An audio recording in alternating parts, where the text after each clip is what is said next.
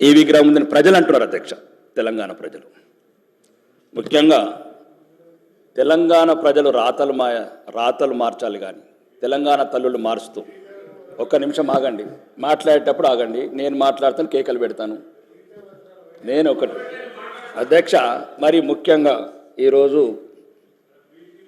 మళ్ళీ వచ్చే ప్రభుత్వం మళ్ళీ మార్చాలి అంటే ఇవి రాను తెలంగాణ ప్రజల మీద గుదిబండ పడుతుంది అధ్యక్ష. నిన్నొక్కరు, ఈరోజు ఒక్కరు, రేపొక్కరు. పార్టీ తెలంగాణ ప్రజలంతా ఈరోజు అందులో ఒకటే ఒక లోపం ఉంది. ఓకే, అది మీరు సరిదిద్దుకోండి, లేకపోతే లేదు. ఈ ఒకటి మంత్రి గారు, మీరు గౌరవనీయ మంత్రులు, అదొక్కటే మీరు చేసిన పని. ఆ హస్తం పెట్టుట్లా తెలంగాణ ప్రజలంతా కాంగ్రెస్ తల్లి అంటున్నారు అధ్యక్ష. బహిరంగంగా చెప్తున్నా, వాళ్ళు చెప్తలేరు. నేనేం చెప్తున్నాను అధ్యక్ష, అదొక్కటి లేకుండా బతుకమ్మ లాంటి మన బతుకమ్మ తల్లిని పెడితే బాగుండేది. ఆ చేతి అధ్యక్ష, నేను మాట్లాడి 100 మందితో సమానం.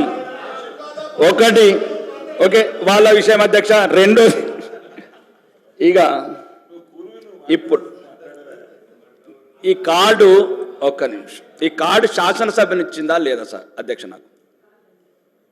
నేను శాసనసభ్యున్నా కానా?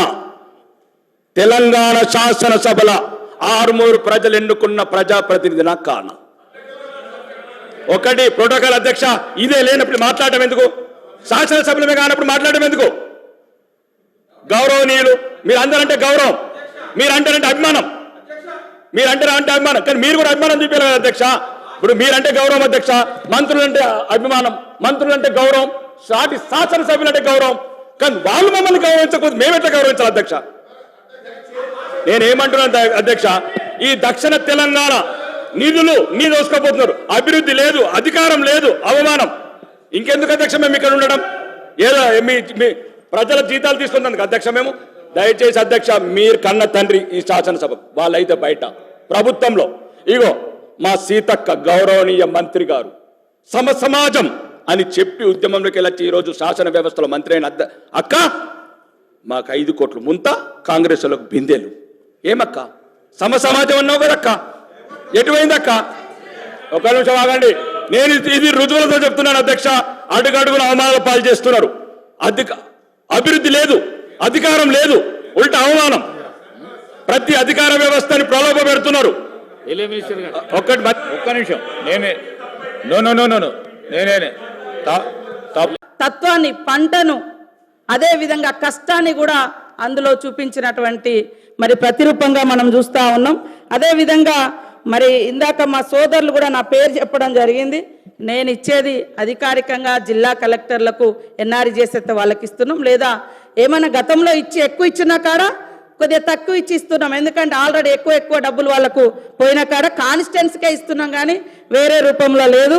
అదేవిధంగా ఇందాక మా వాళ్ళు మాట్లాడుతున్నారు, మా బీజేపీ సోదరులు, మరి సోనియా గాంధీ గారిని మోడీ గారు తెలంగాణ ఎట్లా ఇచ్చినావు, తల్లిని చంపి నువ్వు బిడ్డనిచ్చినావు అని నిండు సభలో అవమానించిరు. ఆ రోజు కనీసం ఎవరు మీరు అది కాదు అని తెలంగాణ నుంచి మరి బీజేపీ నాయకులు కానీ బీఆర్ఎస్ నాయకులు కానీ దానికి ఆ యొక్క విధానాలకు వ్యతిరేకంగా మాట్లాడలేకపోయారు. కాబట్టి మేము ఎక్కడున్నా మేము పోరాటంలోనే ఉన్నాము.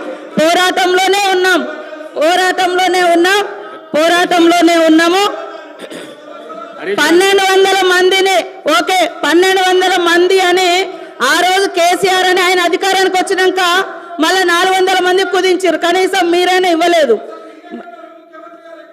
ఎక్కడ ఉన్నామనేది అంటే మేము ఎక్కడున్నాం? ప్రజలలో ఉన్నాం, పోరాటంలో ఉన్నాం. తెలంగాణ ఉద్యమంలో నేను కూడా జైలు వేసిన 7 రోజులు ములుగు కేంద్రంగా నిరాహార దీక్ష కూడా చేసినాం. నేను అనేది సరే, అదే ఓకే, తెలంగాణ వచ్చిన తర్వాత కూడా తెలంగాణను కించపరిచే అవసరం అంటున్నా. ఓకే, మేము ఎక్కడున్నామని, ఓకే మేము ఎక్కడున్నామో ఈ రోజు అదే పార్టీతో మీరు అంటగలుగుతున్నారు కదా. మేము ఆ రోజున్న పార్టీతో ఈ రోజు మీరు అంటగలుగుతున్నారు కదా. ఆ పార్టీ మీద డిపెండ్ అయ్యే ఇవాళ కేంద్రంలో మీ ప్రభుత్వం నడుస్తుంది కదా అని నేను అంటున్నా. కాబట్టి నేను అనేది ఆ రోజైనా ఈ రోజైనా మా గొంతులు తెలంగాణ ప్రజల కోసం వినిపించినాం. నిండు సభలో సోనియమ్మను పట్టుకొని కాంగ్రెస్ను పట్టుకొని మీరు తల్లిని చంపి తెలంగాణ ఇచ్చింది ఇది కరెక్ట్ కాదన్నప్పుడు ఇవాళ ఏం మాట్లాడుతున్నారు? ఈరోజు ఏం మాట్లాడుతున్నారు?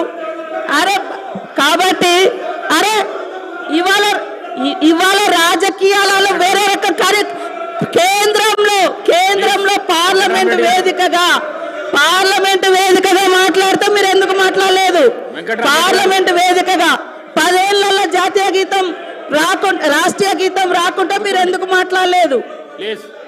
కాబట్టి అరే ఇవాళ తెలంగాణ ఇవ్వడాన్ని మీరు వ్యతిరేకించారే, తెలంగాణ ఇవ్వడాన్ని మీ మోడీ గారు వ్యతిరేకించారు, తెలంగాణ ఇవ్వడాన్ని మీ మోడీ గారు వ్యతిరేకించారు.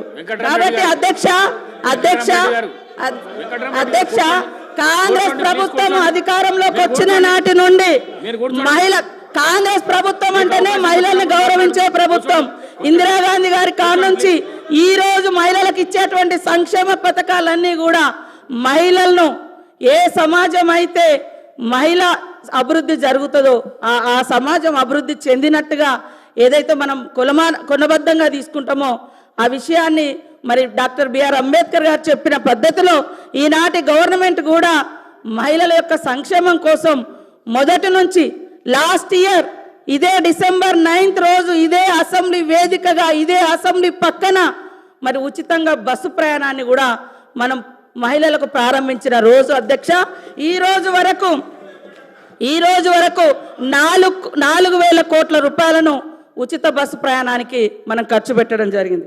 ఈ సందర్భంగా 118 కోట్ల మహిళా ప్రయాణాలు జరిగింది. నష్టాలలో ఉన్నటువంటి బస్సును ఆర్టీసీని ఈరోజు లాభాల్లోకి తీసుకొచ్చే ప్రయత్నం చేస్తూ ఉన్నాం. అదేవిధంగా గతంలో కాంగ్రెస్ ఉన్నప్పుడు దేశంలో 450-500 గ్యాస్ ఉంటే బీజేపీ వచ్చిన తర్వాత 1200 పెంచింది.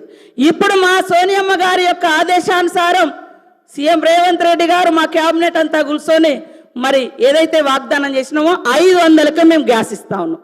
పేదింటి బిడ్డలకు కూడా గుడిసెలో వెలుగు నింపాలని ఉచితంగా 200 యూనిట్ల కరెంటు కూడా ఇస్తా ఉన్నాం. మీరు 10 ఏళ్లలో రైతులకు రుణమాఫీ చేయలేదు, తీసుకొస్తానన్నటువంటి బ్లాక్ మనీ తీసుకురాలేదు, 2 కోట్ల ఉద్యోగాలు ఇవ్వలేదు. ఇవన్నీ 11 ఏళ్ళైనా మీరు చేయలేదు. 1 ఇయర్లో చేయలేదు అనడం ఎంతవరకు ఇదంతా మాట్లాడము ఎంతవరకు కరెక్ట్ సార్? కాబట్టి ఇది విగ్రహానికి సంబంధించినటువంటి సభ, విగ్రహావిష్కరణ ఈరోజు జరుగుతున్నటువంటి సమావేశము. సీఎం రేవంత్ రెడ్డి గారు ఇవాళ విగ్రహావిష్కరణ